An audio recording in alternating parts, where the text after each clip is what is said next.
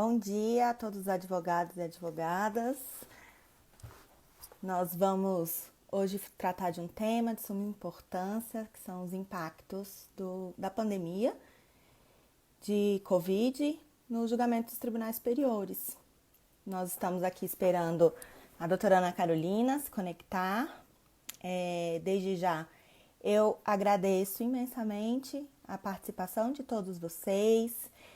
Fico muito feliz com o convite para participar dessa live e espero poder ajudar nesse momento tão delicado que nós estamos vivendo. Vamos só esperar um pouquinho a solicitação de conexão da doutora Ana Carolina pelo Instagram da ESA e já começamos o nosso bate-papo. O intuito aqui é vocês também participarem desse momento de esclarecimento de dúvidas. Para quem atua em tribunais superiores, é importante que a gente saiba como desenrolar os nossos processos que estão em andamento, porque o judiciário de fato não parou. Muito embora se tenha essa suspensão dos prazos, o que se vê é que a atuação jurisdicional está em pleno vapor e nós estamos de fato vendo inúmeras decisões sendo proferidas e temos mesmo o intuito de aclarar a todos vocês como se dá essa atuação em tribunais superiores em época de pandemia. Então vamos esperar mais um pouco a solicitação da doutora Ana Carolina e já damos início a esse bate-papo.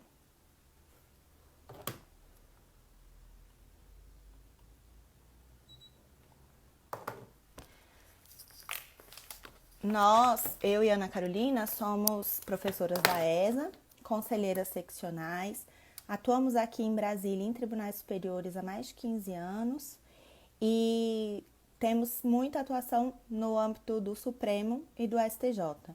Então, para já termos uma ideia de enquadramento mesmo da matéria que será tratada nessa live de hoje, eu gostaria de esclarecer a vocês que vamos falar muito do STJ, das portarias, do STF, também por meio da resolução do CNJ, e vamos pincelar também quais foram as medidas adotadas pelo TST e pelo TSE, muito embora esse não seja o foco. Justiça trabalhista e eleitoral nós julgamos justiças especializadas e teria que ter, de fato, uma atuação mais acentuada nessas duas áreas para que a gente pudesse falar. Mas, de qualquer forma, nós gostaríamos de pontuar tribunais superiores de uma forma geral e, em decorrência disso, nós vamos tratar também pontuando as resoluções que foram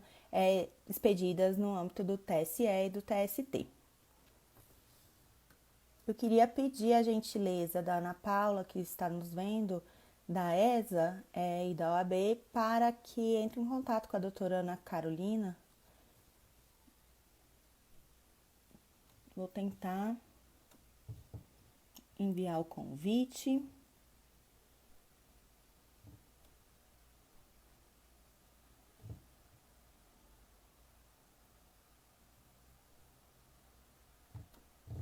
E se alguém já tiver uma pergunta, pode encaminhar no nosso bate-papo. Nós vamos tentar esclarecer todas essas dúvidas. Eu já encaminhei o convite à doutora Ana Carolina. E acho que ela pode também solicitar a mim o acesso à live.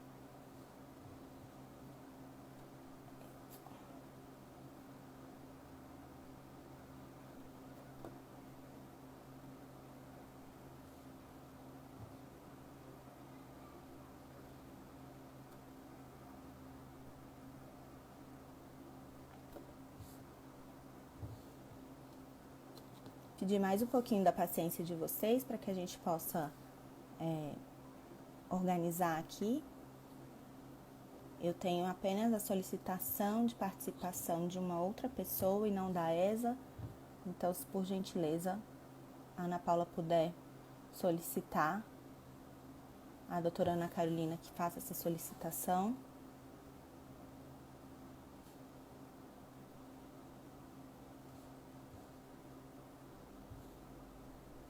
a ESA ainda não aparece como participante.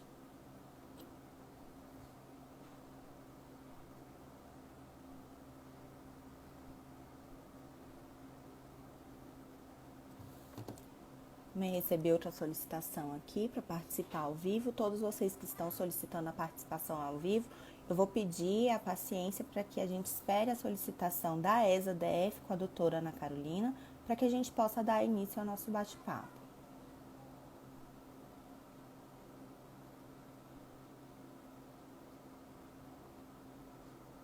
Eu vou pausar o vídeo nesse momento, mas peço que todos fiquem online para que a gente possa resolver essa questão aqui, logística, e voltamos em seguida.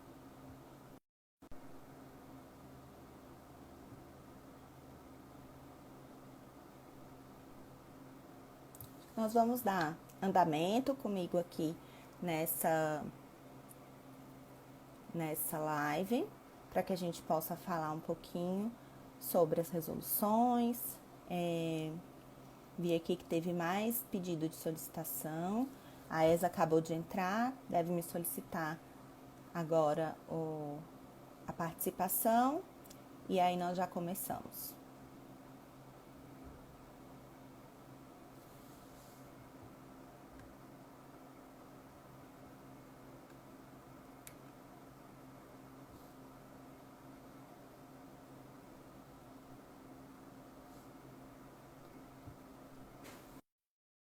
Estou aqui adicionando a ESA-DF com a doutora Ana Carolina, para que a gente possa dar início à nossa conversa.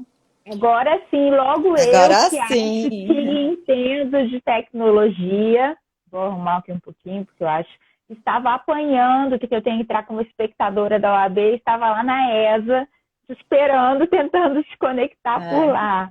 Agora nos encontramos. Deu tudo Olá, certo. gente, bom dia. É um prazer estar aqui a convite da OAB, da nossa casa, somos conselheiras, e da ESA, da Escola Superior de Advocacia do Distrito Federal, que mesmo com essa pandemia que tem atingido a todos nós, como vocês podem perceber, estamos em casa, trabalhando de home office, a OAB não parou e a ESA também não parou. E disponibilizou esses cursos, essas lives, para a gente poder se inteirar de tudo que está acontecendo do coronavírus e, como eu e a Gabi vamos ressaltar para vocês, a Gabriela, me permite chamar às vezes sem querer de Gabi, que é uma grande amiga, conselheira, os impactos nos tribunais superiores, CNJ, que estão com resoluções fresquinhas a todo vapor para voltar aos julgamentos aí por videoconferência.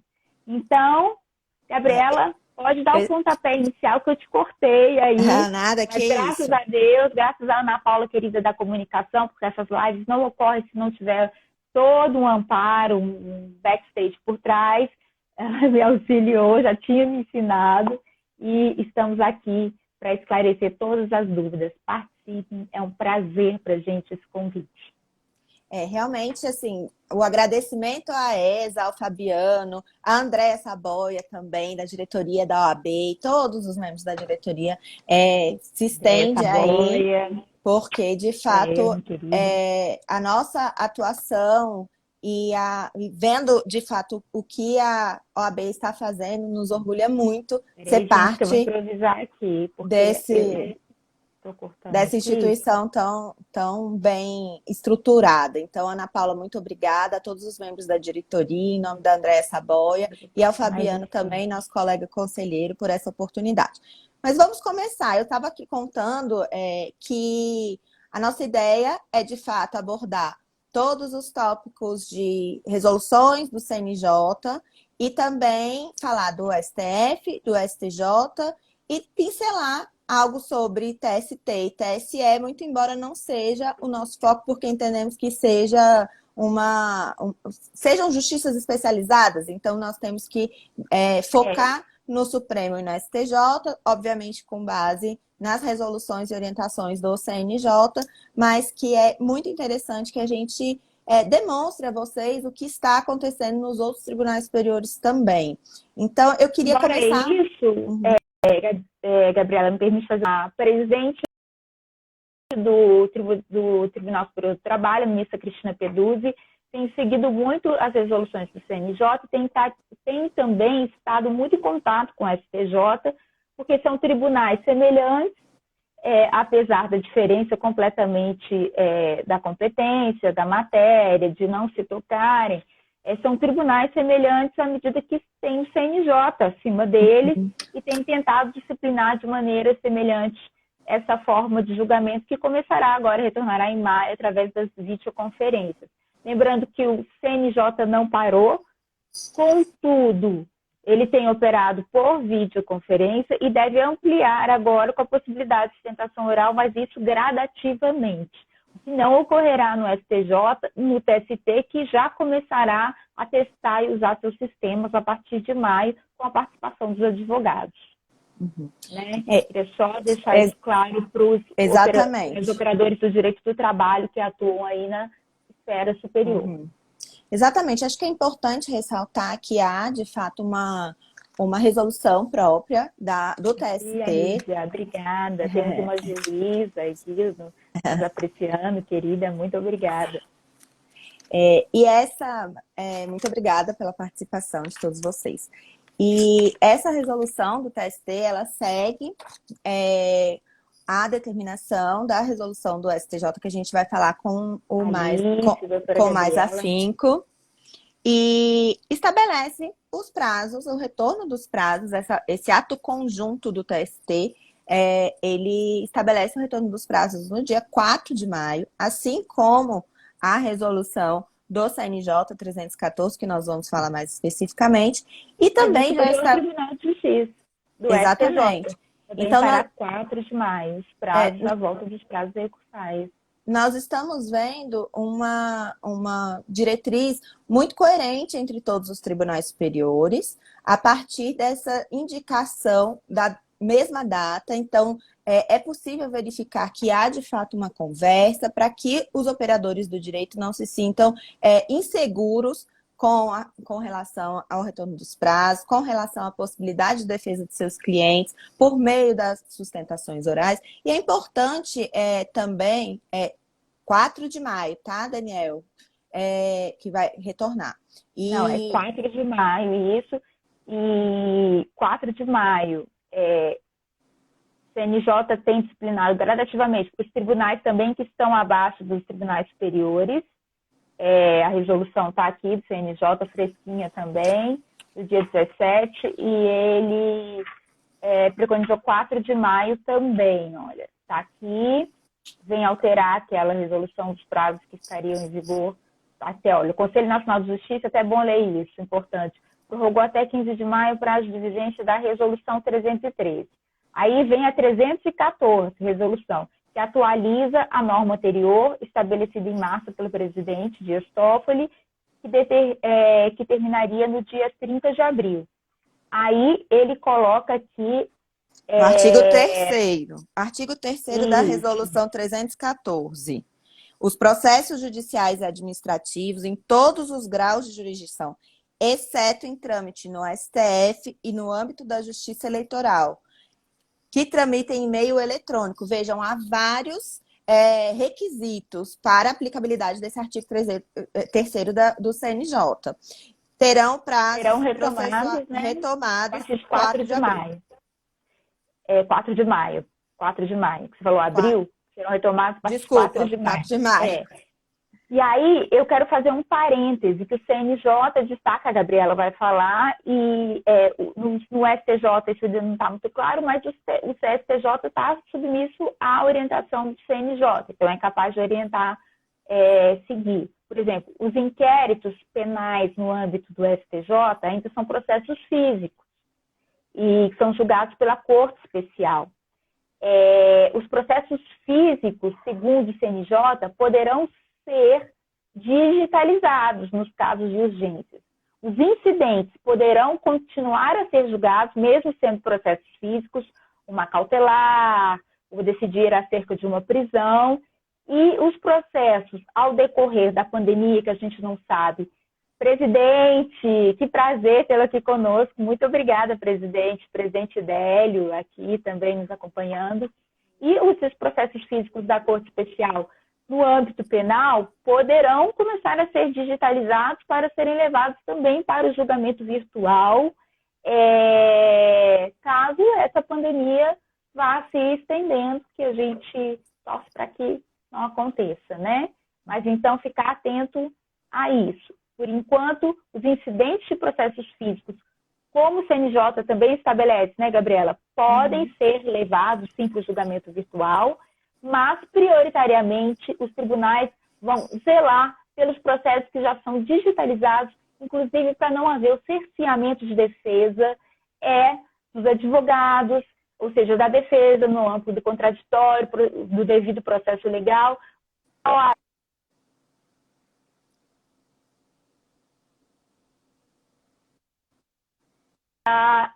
que sejam preservados e preservados, sobretudo, a Constituição Federal.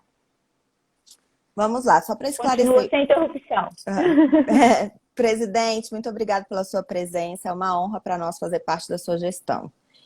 Nós estamos tentando aqui esclarecer para o nosso espectador, Daniel, algumas questões acerca da suspensão de prazos. Nós íamos passar tentando, de fato, colocar o CNJ, depois passarmos para as resoluções do STF, e aí também tentar falar um pouco sobre a STJ, TST e TSE, mas vamos esclarecer aqui a dúvida do nosso colega Daniel. Até 20 de abril, o que estava vigente era a resolução 313 do CNJ. A partir de 20 de abril, foi publicada a resolução 314. A resolução 314, no artigo 1º, ela estabelece que ainda está em vigência a resolução 313 e que poderá ser ampliado ou reduzido por ato da presidência do Conselho. E aí, há uma especificação maior acerca dos prazos processuais nessa resolução a partir do artigo 2º e o artigo 3º.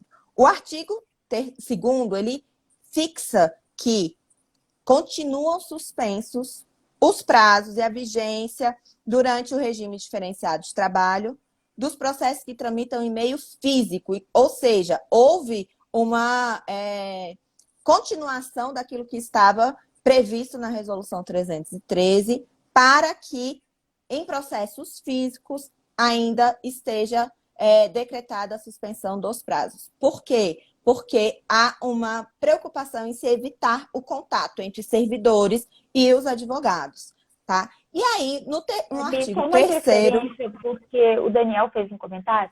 Não, Daniel, a Gabriela tem razão. Os prazos, com as novas resoluções, tem resolução fresca do STJ e do CNJ, que vem regulamentar a antiga 313. Os prazos retomam dia 4 de maio e não dia 15. Os prazos retomam no dia 4. As sessões virtuais que vão sendo retomadas ao longo do tempo, porque isso vai necessitar de uma adaptação até do próprio sistema de comunicação do tribunal, fazer gerar uma internet boa, qual o programa que deve ser o Zoom, que vai ser utilizado no âmbito do STJ, para as videoconferências, sustentações orais, que depois a gente vai falar, participação na sessão de esclarecimento de fato, mas a Gabriela tem razão. Não é dia 15 de maio, os prazos retornam no dia 4 de maio. Oi, nossa vice-presidente querida, Cristiane Damasceno, de quem eu sou Andréia também, Cris, Andréia, muito obrigada querida, pela presença. Obrigada pelo convite, pela presença, Andréia, sempre nos prestigiando, viu? É um prazer fazer parte dessa gestão.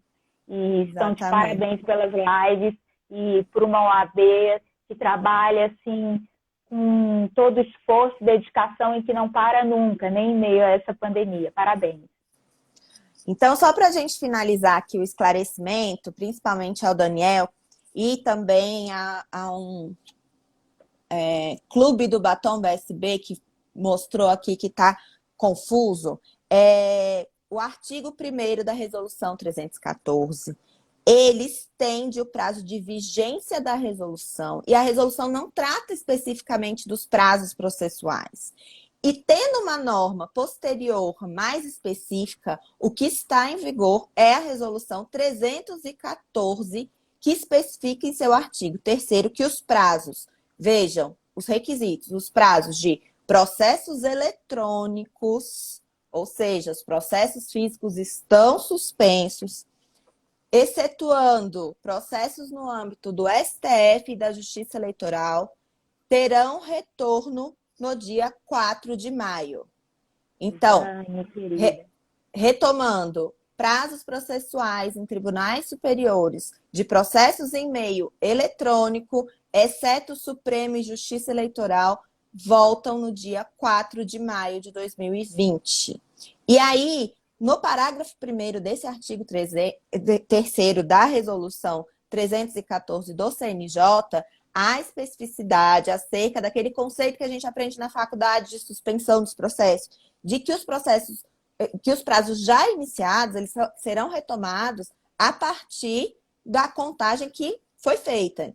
Então, eu espero ter esclarecido o Daniel e todos os nossos aqui espectadores que os prazos em tribunais superiores, exceto o Supremo, que a gente vai falar daqui a pouco, as especificidades da resolução que foi publicada, e Justiça Eleitoral, que não para, eles voltam no dia parar, porque 4 embora de seja maio. um suspense, né, Gabi, a gente está em ano de eleição municipal.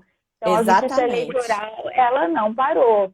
Ela é uma justiça itinerante, diferente dos demais tribunais, né? Que contam tanto com a participação de juristas, é uma justiça diferenciada. Então, não parou, apesar dessa incógnita se vai ter ou não, para quando serão as eleições, ela é uma justiça que ela permanece funcionando. Eu tive a curiosidade, só para a gente tentar fechar essa parte da Justiça Eleitoral e da Justiça do Trabalho, eu tive a curiosidade de ir atrás do que está acontecendo no TSE. No TSE foi formado um grupo de trabalho para verificar em que medida a pandemia está afetando a possibilidade de se manter as eleições. E até o momento, o que está em vigor é a portaria 242 de 2020, do dia 17, que fala que as eleições, que há sim aparato técnico para manutenção das eleições até o momento. Tá? Então, a Justiça Eleitoral não parou, não teve absolutamente nenhuma ingerência do Conselho Nacional de Justiça acerca da suspensão de prazos dentro da Justiça Eleitoral, porque há essa exclusão da resolução acerca da Justiça Eleitoral e também do Supremo, que a gente vai falar daqui a pouco. Então, é importante que se tenha em mente que tudo aqui que a gente estiver falando não vai ser aplicável à Justiça Eleitoral. E na Justiça do Trabalho, nós temos aí o ato conjunto número 5, do dia 17 de abril, que está em consonância àquilo que foi proferido pelo CNJ, ou seja, há a suspensão de prazos até o dia 4 de maio, e também há a previsão da retomada das audiências trabalhistas, o que é importante a gente consignar aqui, no dia 25/5 também. E, além disso, acho importante a gente frisar também que nessa resolução do TST, e eu não vi essa mesma redação nas outras resoluções de tribunais superiores, ela traz especificado que é possível a suspensão individual dos processos se o seu processo tem alguma especificidade. Então, eu venho defendendo isso há muito tempo, de que a justiça não está parada, então a atuação do advogado também não pode parar. A partir de casos específicos... Até, Gabriela, por causa de normas e decretos que estão saindo até da Presidência da República, porque a Justiça do Trabalho é uma justiça que ela que está sendo mais atingida são os trabalhadores. Sim. Os trabalhadores que são abarcados por ela, os trabalhadores terceirizados, trabalhadores de carteira, esse tanto de demissão que a pandemia veio, o coronavírus veio ocasionar, essa suspensão dos contratos de trabalho. E aí, eu preciso consultar o sindicato, que nem o Supremo estava julgando, ou não, para reduzir, para ter a redução salarial?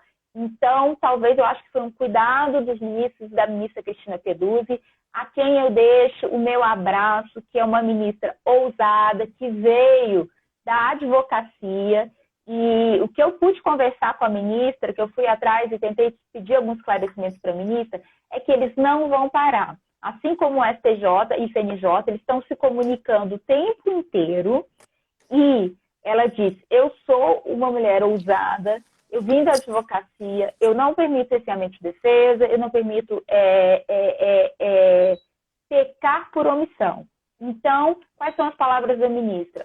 Ocorrerão as videoconferências, os ministros terão que se adaptar e de forma que não haja prejuízo para as partes, nem também para os ministros, mas também vão tentar, com a volta dos prazos e tudo, e eu acho que essa suspensão se deve a isso. A Justiça do Trabalho os trabalhadores são uma parte da população que mais estão sendo afetados neste momento pelo coronavírus. Tanto os trabalhadores e quanto as empresas que contratam esses trabalhadores.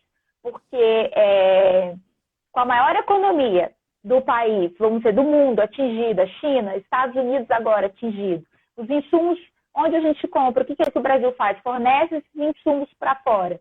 Haverá o quê? Uma necessidade de repactuação desses contratos que já estavam fechados com o Brasil. Então, é uma cadeia que vai atingindo a toda a população e aqueles trabalhadores que estão lá embaixo e que a Justiça do Trabalho visa proteger. Então, eu acho que essa norma da suspensão se diz muito a esse cuidado que eles, como uma justiça especializada, têm que ter com o trabalhador.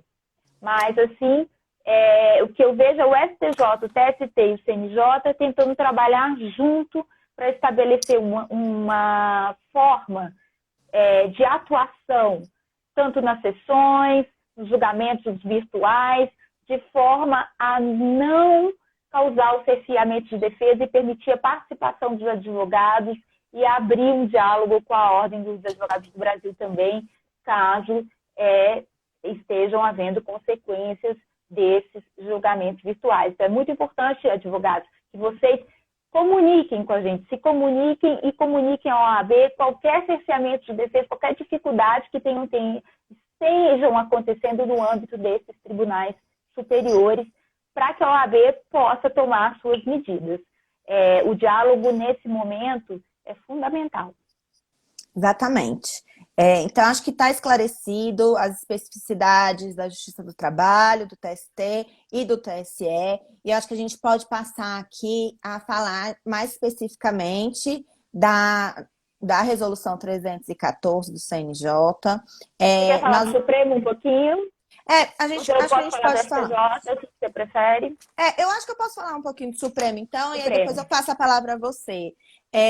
No Supremo, eu acho importante também a gente consignar aqui que julgamentos virtuais, eles já aconteciam, não é uma novidade nos tribunais superiores julgamentos virtuais. O que é a novidade?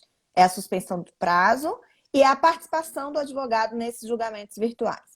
O que o Supremo tem feito? Ele aplicou aquilo que já era aplicável nos julgamentos virtuais de embargos de declaração, de agravo interno. Quando o advogado ele tem o interesse... Todos aqueles recursos, né, Gabi, que não cabem sustentação oral. Exatamente, aqueles recursos. E os julgamentos já eram realizados de forma virtual. Havia a possibilidade sempre do advogado peticionar, indicando o seu interesse na participação daquele julgamento e pedindo para que o julgamento ocorresse de uma forma presencial. E aí, o que mudou? Ainda é possível fazer esse pedido? Sim, é possível, mas é possível fazer o pedido para participação no julgamento de forma virtual, o que não era possível em épocas antes da pandemia. E aí, como é que a gente faz para operacionalizar isso dentro do STF? Há um formulário, vou tentar mostrar aqui para vocês. Há um formulário, vai ficar invertido, mas é no site do STF. Na página inicial do STF já tem lá o formulário para inscrição para sustentação oral por videoconferência. O pedido, ele deve ser feito com 48 horas de antecedência. E há a especificação na resolução do CNJ de que esse pedido pode ser feito com 24 horas de antecedência. Então, existe aí uma diferença. Nas orientações do Supremo, pede-se para que o pedido seja feito com 48 horas de antecedência. E na resolução do CNJ, pede-se para que seja feito com 24 horas. Obviamente que nós, advogados, vamos seguir ali as 48 horas por preciosismo para que a gente não tenha nenhum tipo de prejuízo ao nosso cliente. Gente, publicou peça E outra dica, coloque o nome de todos os advogados que são patronos da causa, que estejam com procuração de subestabelecimento. Porque se no dia um não puder assistir, o outro vai ter a permissão para entrar. Isso é importante, porque quando a gente fala em tribunal superior, a gente fala em tribunal que tem filtro, que adora aplicar um filtro, que é o que a gente chama de filtro? Uma jurisprudência defensiva, um obstáculo processual para não julgar o mérito da questão. Principalmente o STJ, mais do que o Supremo, que é o guardião da Constituição. Então, se tem lá 48 horas, vamos respeitar as 48 horas. E coloque o nome de todos os causídeos. Porque se coincidir, porque estão voltando todos os tribunais, graduativamente. Nesse caso, eu tenho um julgamento no Supremo e outro no STJ no dia, e eu não puder participar, o outro advogado da causa vai poder acompanhar por videoconferência. Isso é muito importante. Porque aí o que vai gerar? Eles podem levantar uma questão de ordem e falar, mas só tinha um advogado inscrito. E agora? Eu vou parar o julgamento, vou olhar na cadeia de procuração para ver se o outro tem subestabelecimento? Não corram esse risco em tribunal superior. Não corram um risco de ter o seu processo indeferido por questão procedimental, processual e não chegar ao resultado de mérito. Embora o Código de Processo Civil tenha modificado para dizer que o processo é apenas um meio e o mérito, a entrega da prestação jurisdicional, seja o fim, seja o que determina a Constituição e o que deve também defender o julgador, a gente sabe que esses filtros ainda predominam no âmbito dos tribunais das cortes superiores. Então, não corram risco. Faltou? Vou obedecer o prazo estabelecido, STJ 24 horas, Supremo 48 horas, e vou colocar o nome de todos os advogados que tenham procuração e subestabelecimento para não correr o risco de ter a participação negada no julgamento virtual, que às vezes é importantíssima, né? Agora, Gabi, eu não sei se você tirou essa dúvida, porque na minha explanação no STJ, eu vou falar que nesses julgamentos, como a sessão por videoconferência agora vai também compreender no STJ os julgamentos com sustentação oral, e não só aqueles que eram remetidos, o STJ também já tinha a pauta virtual, que julgava embargos e agravos, que não cabe sustentação oral. Vai permitir a participação do advogado, cujo processo esteja pautado, para esclarecimento de fato. No Supremo tem permitido isso ou aparentemente não, né? O Supremo permite o acompanhamento, mas não permite o esclarecimento de fato. Exatamente. Né? O Supremo, ele soltou um procedimento judiciário número 10 aqui do dia 19, que ele está regulamentando essa forma de participação por meio de sustentação oral nos julgamentos virtuais. Obrigada, doutora Fabiana. Eu também queria aqui mandar um grande abraço para a Joana e para a Célia Arruda, que são pessoas incríveis e que fazem parte aqui do meu desenvolvimento profissional. Então, muito obrigada pela participação de vocês. Eu queria mandar um beijo para todos os conselheiros e os conselheiros da OAB-DF também. Tem vários participando nos ajudam aqui, nessa Thiago. gestão e fazem parte, que moram assim no meu coração, que nos incentivam muito. E ao doutor Fabiano, que é o presidente da ESA, que nos permitiu mais uma vez estar aqui, né? Antes em sala de aula e agora com a nossa querida doutora Andréia. Nosso tesoureiro também. Olha o nosso doutor Paulo Maurício. Faltou lanchinho aqui em casa hoje, hein? Pra live, estou esperando. Brincadeira, que a gente sempre brinca muito com ele, que ele é sempre muito econômico, muito sério, dirigente nas questões econômicas da OAB. Então, Gabi, eu queria fazer um parênteses. Eu vou retomar para mostrar. Quanto ao formulário que a Gabriela falou na página do Supremo Tribunal Federal, ele está aqui, ó.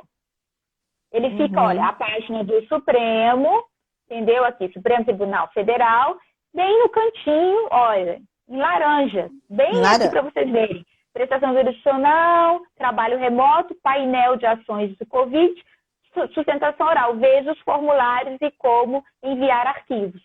Então, bem destacado na página do Supremo Tribunal Federal. Esse é o formulário que a doutora Gabriela imprimiu e mostrou para todos vocês. Tá? Exatamente. E aí, estou voltando aqui.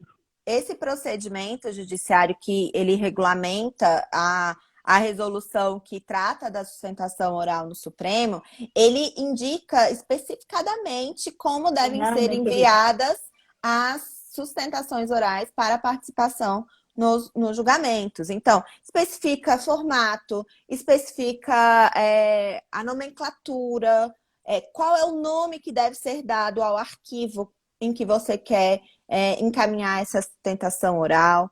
E aí, a assessoria do plenário e das turmas, elas vão verificar se você, de fato, tem subestabelecimento, tem poderes para estar atuando ali em nome daquele cliente, verificar se aquele arquivo é compatível com os termos desse procedimento judiciário, e aí ele vai analisar também seguintes requisitos que é importante que o advogado tenha isso em mente.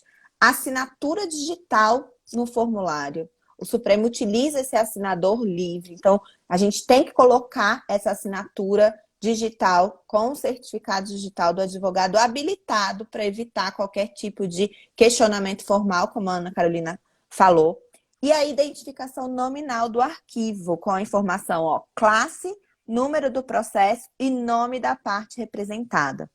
Se a gente não atender esses requisitos, a nossa sustentação oral não vai acontecer no STF. Então, a partir desse contexto, é importante que quando tivermos um processo na pauta, e aí tem lá na página do STF quais são os processos da pauta e o limite para o envio da sua sustentação oral, a gente tenha o cuidado de assinar digitalmente o arquivo da sustentação oral, com o certificado digital do advogado habilitado nos autos e no prazo de 48 horas, porque haverá a conferência de todos esses requisitos a viabilizar a sua sustentação oral naquele julgamento. Então, pelo que consta aqui de todas as questões atinentes ao STF, há uma diferença mesmo entre o que está sendo adotado no STF e no STJ, porque no STJ a ideia é que se tenha isso de uma forma momentânea, e no STF não, você vai encaminhar um arquivo. Então, até agora, a participação do advogado de forma instantânea no STF, ela não está regulamentada. Teve interferência, mas aconteceu a primeira sustentação oral por videoconferência no STF. Só que depois o julgamento não continuou porque deu um problema no sistema. Isso. E é justamente por isso. Eu falo rápido demais, vocês me corrigem. Mas o que eu conversei com alguns ministros do STJ, do próprio TST, a gente está passando por uma questão excepcional. Isso não vai ser eterno. Não se preocupem que a justiça não virará uma videoconferência, um computador eterno. Jamais. Esse não é o objetivo e nem querem os ministros. Tanto que, por exemplo, na resolução do STJ, eles se preocuparam em colocar temporariamente. Ela é válida até 31 de maio, podendo ser prorrogada, e com certeza, provavelmente, será prorrogada até 31, até dia 30 de junho, onde entra o recesso forense, porque a maioria dos ministros de uma corte superior, eles já estão na faixa de risco, são idosos, geralmente acima de 60 anos, e não poderão voltar para esse contato físico. Mas eles fizeram questão de colocar que se trata de caráter excepcional e temporário. Então, como eles nunca lidaram com isso antes, o que eu quero dizer para todos vocês? Gera uma adaptação. O sistema do Supremo caiu, muita gente acessando, vai ter problema na internet, mas de qualquer forma haverá cerceamento. Se os ministros perceberem, olha, vai ter alguém da comunicação, alguém da internet o tempo inteiro, o sinal não está bom, está tendo dificuldade. Avisa, liga na central. Eu tenho certeza que será um processo de adaptação enquanto essa pandemia durar. Agora, é importante que a gente leve um retorno também para esses ministros, para esses magistrados. O diálogo é fundamental. Então, como disse a Gabriela, não houve ainda de fato esse contato ainda, mas no Supremo houve a primeira sustentação oral, que eu queria deixar claro, que foi para o advogado de São Paulo, se não me engano, e E até Podemos porque começar? Quero concluir? os servidores do Supremo estão muito disponíveis para resolver qualquer tipo de dúvida a esse respeito. Há essa determinação com prazo de 48 horas justamente para que seja analisado, para que seja testado, para que, de fato, aconteça de forma coerente essas sustentações. E eu acho importante também pontuar aqui que nas orientações do Supremo há também a previsão para participação, da mesma forma como acontece na advocacia, para participação da PGR, da AGU, Defensoria Pública. Então, eles estão seguindo as mesmas diretrizes aplicáveis à advocacia para esses outros órgãos também. Então, não é algo que está sendo tratado internamente entre os órgãos e a advocacia colocada de uma forma mais exigente, né? Com mais exigência. Não, estão adotando as mesmas perspectivas de atuação da PGR com a advocacia, com a AGU. Então, é importante que a gente tenha isso em mente. E aí, um último ponto, que aí eu acho que a gente pode também voltar nisso mais tarde, Ana, é que houve um aumento muito grande na atuação e na entrega da prestação jurisdicional do Supremo com a sociedade. Então, assim, há Do STF e do STJ e todos os tribunais, gente. e A de todos os quantidade de tribunais. monocráticas, houve uma limpa do acervo de processos antigos. E o que eu percebi, que eles estão tomando muito cuidado e não está havendo cerceamento. Eles não estão pegando processos réspis, por exemplo, no STJ admitidos, e julgando monocraticamente. Eles estão respeitando aqueles processos mesmo que podem ser julgados de forma monocrática. E eu acho isso muito legal. Quando há o respeito à advocacia e às nossas prerrogativas, a gente se sente abraçado e feliz quando há esse diálogo. E quando não há, a OAB tem que ser chamada para tentar solucionar. Exatamente. Acho que agora a gente pode tratar um pouco do STJ. Do STJ. Vou deixar com você. No STJ, eu vou brincar com vocês, é meu caso de amor e ódio, porque foi por onde eu estagiei durante toda a minha vida, meus 3 anos de estágio. Isso, quando eu estava no segundo semestre da faculdade, eu me formei em 2008, então isso foi em 2003, 2004. Não existia ainda a resolução do nepotismo, tá, gente? Eu podia estagiar e não estagiei jamais com ninguém da minha família. Estagiei com o ministro Quália Barbosa, que é um ministro que já faleceu numa bariátrica, e quem eu devo todo o aprendizado que eu tenho de Tribunal Superior. Eu queria deixar minha homenagem à família do ministro Quália Barbosa. O ministro paulista, que era de uma simplicidade, despachava com os estagiários. Eu fazia parte da rotação de preferências. Então, eu aprendi a julgar rescisória, aprendi com recurso especial, agravo de instrumento, cautelar, a época os processos eram físicos, eu lembro de todas as rescisória e capinha, o resto é a capinha amarela, rosa era rescisória, né? A rescisória era verde, o resto era rosa, o agravo amarelo. Então, assim, são boas lembranças que eu trago da minha vida e um excelente aprendizado com o ministro e com todos os assessores que fizeram parte da minha vida. E uma coisa que eu aprendi, a primeira coisa na minha vida, e que eu acho que ajuda muito a nortear quem atua em Tribunal Superior, é o seguinte: que, assim como o CPC, o que determina um julgamento e que determina um bom advogado no âmbito dos tribunais superiores é saber, de trás para frente, de frente para trás, o regimento interno desses tribunais.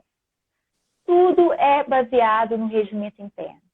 Então, o meu primeiro dia de estágio, né, doutora Andréa Saboia, eu ganhei um calhamaço de papel desse tamanho, o regimento interno. Você tem uma semana para ler. A partir daqui, uma semana, você começa a fazer os processos. No segundo semestre da faculdade.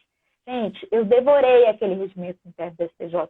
Eu ainda nem estava no processo, estava em teoria geral do processo, não tinha nem os processos sabe, avançados, e tinha que lidar, às vezes aparecia, olha, esse recurso está deserto. Vou contar para vocês, eu tive que jogar no documento, o que é um recurso deserto? Recurso sem preparo, que as regras já mudaram, que graças a Deus hoje a gente pode, essa regra, essa discussão, que você, se não tiver, você pode ser chamado tanto a recolher no tempo, a regularizar, né?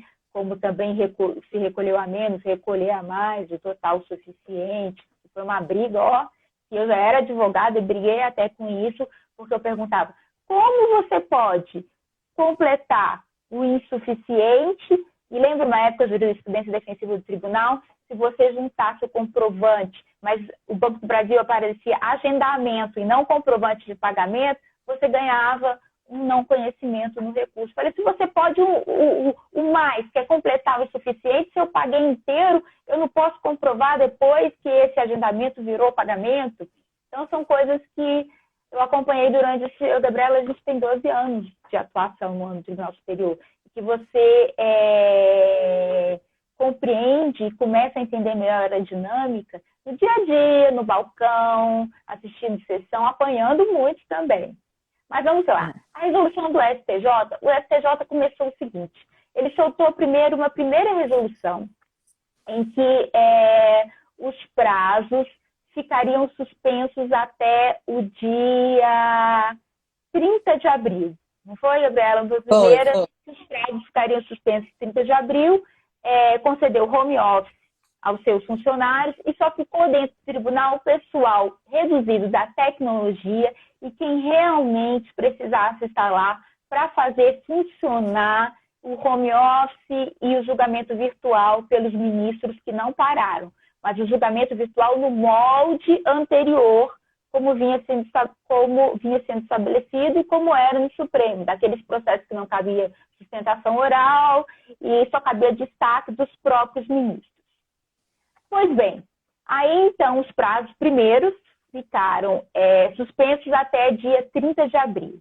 Posteriormente, uma resolução fresquinha, agora do dia 17 de abril, o STJ então reuniu o seu plenário e com o aval de todos os ministros, ou a maioria deles, o STJ, o Superior Tribunal de Justiça, através do seu presidente, soltou uma nova resolução estabelecendo coisas super legais e importantes, que são um pouco diferenciadas até do Supremo Tribunal Federal.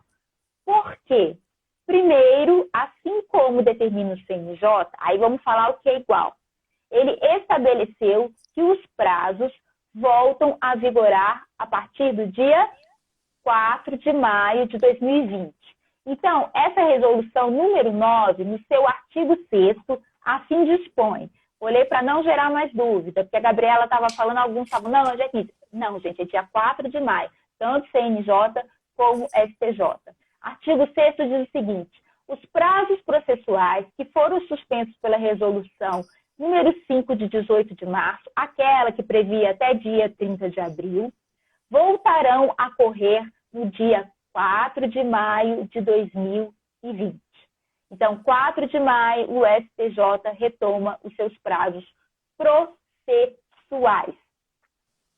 E essa resolução 17 vem, então, para disciplinar, eu quero ler isso que é importante para dar essa segurança jurídica para vocês, que os próprios ministros falam que trata-se de uma resolução que vai disciplinar temporariamente a atuação do STJ. O STJ não tem interesse em voltar a funcionar eternamente por videoconferência. Jamais, gente.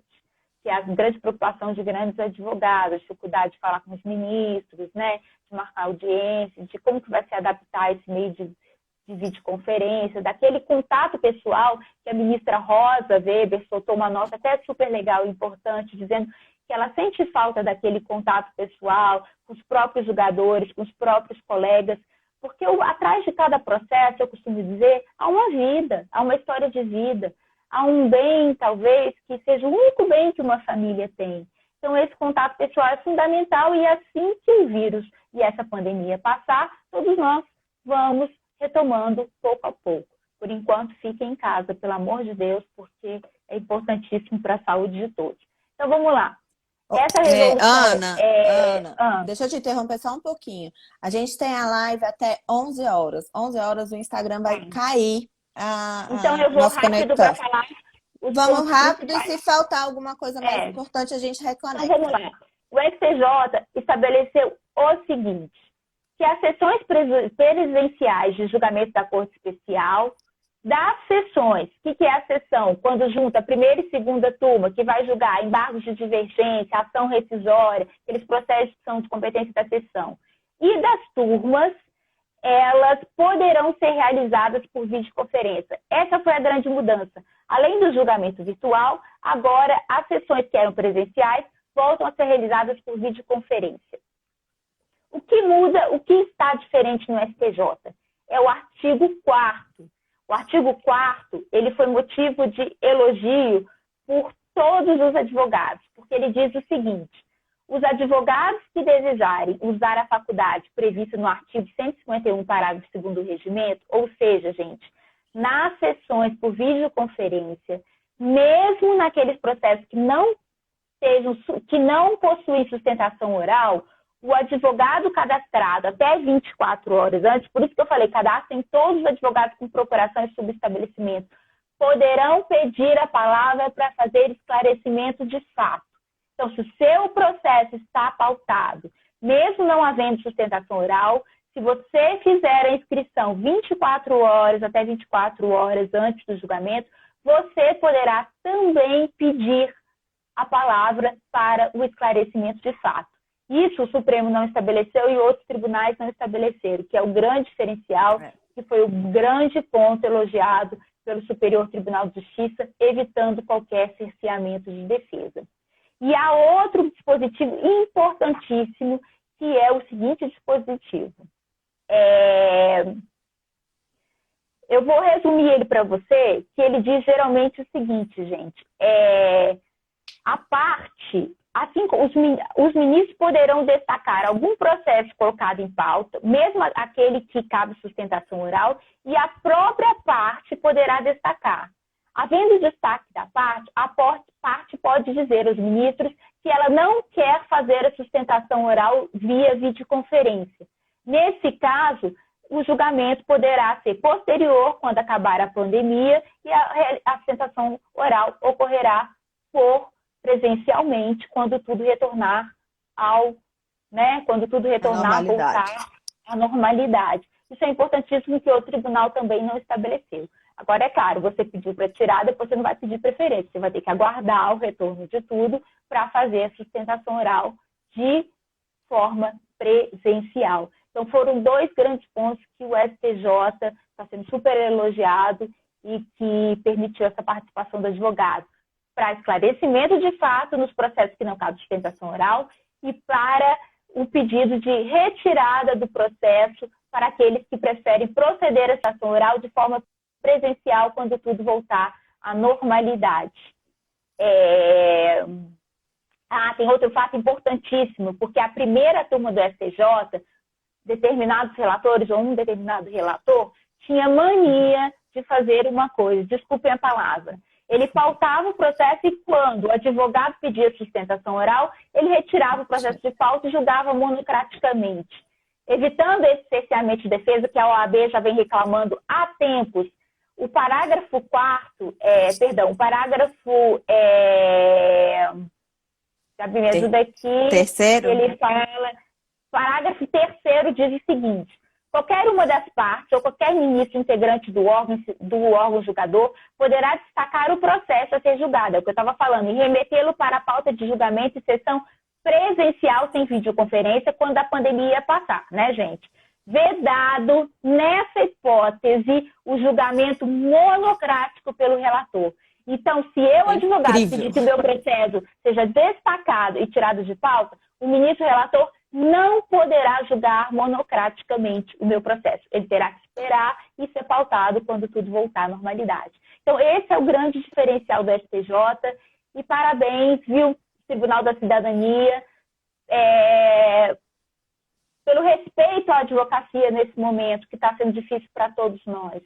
Pelo cuidado gente, mesmo. De forma geral é isso, os tribunais estão procurando agir superiores de forma parecida, mas eu tinha que destacar esses dois pontos do STJ, que para mim foi uma grande evolução. E ponto que para mim deveria continuar posteriormente nas sessões presenciais e virtuais. Porque um advogado não pode ter cerceamento de defesa, pedir um adiamento para a realização de sustentação oral e o ministro julgar monocraticamente o seu processo. Isso, para mim, é inconstitucional e fere todos os princípios do Código de Processo Civil e também da Constituição Federal. Então é isso, eu queria agradecer a presença de todos vocês, a doutora Gabriela, que é uma expert no Tribunal Superior. Lembrando que os processos criminais, gente, continuam a correr e continuaram a correr de forma liminar, monocraticamente, e agora de volta também os julgamentos do mérito dos habeas corpus, mas lembrando que eu queria fazer 2 elogios, ou 3, ao ministro Galotti, à ministra Isabel Galotti, ao ministro Sebastião Reis, que vai estar numa live com o nosso presidente da OAB amanhã às 10 da manhã, e a ministra Fátima Nancy, que tem atendido os advogados de maneira cordial e super solícitos, porque quem atende, quem recebe os advogados merece os nossos parabéns. E os demais ministros também que têm atendido a advocacia. É isso, eu também gostaria de agradecer. Eu gostaria também de pontuar que a justiça não está parada. Vamos ter força, garra, firmeza para que a gente possa passar juntos essa pandemia e que a gente não veja nenhum cliente nosso passando por dificuldades em decorrência de fatores que não dizem respeito a eles, né? E a gente tem que ir atrás e defender realmente que haja uma atuação do judiciário e atuação da advocacia de uma forma coerente, firme. Nós já temos, sim, uma possibilidade de ter os mecanismos tecnológicos que viabilizem a nossa atuação dessa forma. Então, não vamos deixar que a pandemia nos vença nesse quesito. Vamos, sim, atrás. Se me permite, só uma interferência, e as sessões na STJ não serão 2 por semana. Geralmente, da turma ocorrerá na terça-feira. Eles vão começar com uma sessão na semana. Terça-feira, tá? E é isso que a Gabriela falou, que essa pandemia não interfira no nosso trabalho, não interfira na saúde, e a OAB está aqui de prontidão, com benefícios também aos advogados que estão em situações de hipossuficiência, para abraçar todas as nossas dificuldades. Acho que é importante também lembrar que agora... ordem, comuniquem com a OAB, que mesmo de forma remota ela está funcionando a todo vapor e que é uma grande... Assim, é a sua casa, né? A nossa casa, gestão, gente. a nossa casa. Obrigada a todos vocês. Foi Obrigada. Um prazer estar. Vamos pedir a Deus muita saúde para todos nós. Fiquem em casa, respeitem as regras e juntos venceremos essa batalha. Tenho certeza disso. Exatamente. Lembrando que a Gabi falou, o advogado é a voz do cliente. O advogado, ele é a voz da parte. Então, se calarem a sua voz, conte conosco, conte com a OAB, porque sem os advogados, sem os patronos, não tem como fazer justiça. Exatamente. Muito obrigada pela presença de todos vocês. Estamos sempre à disposição e até a próxima live. Um grande abraço. Obrigada. Muito obrigada, Gabi. Foi um prazer estar aqui online com você. Beijo e saudade de apresentar pessoalmente todos vocês. Alice, obrigada, presidente Cris. André Saboia pelo apoio incondicional, doutor Fabiano, todos vocês, conselheiros e amigos. Muito obrigada. Um abraço, obrigada. Um abraço. Você encerra.